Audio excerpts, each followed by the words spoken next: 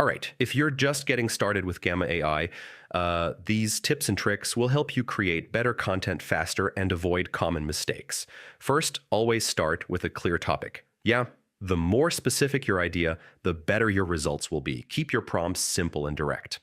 Don't overcomplicate it. Just tell Gamma exactly what you want. Pick the right format, like presentation, document, or web page, depending on your goal.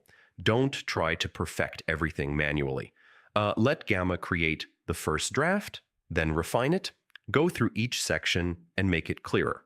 Yeah, remove unnecessary words and keep things simple.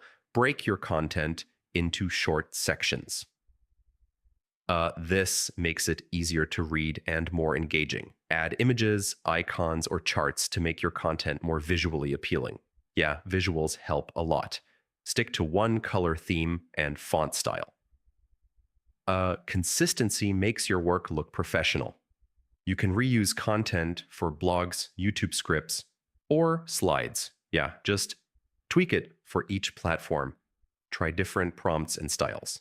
The more you use Gamma, the better your results will become.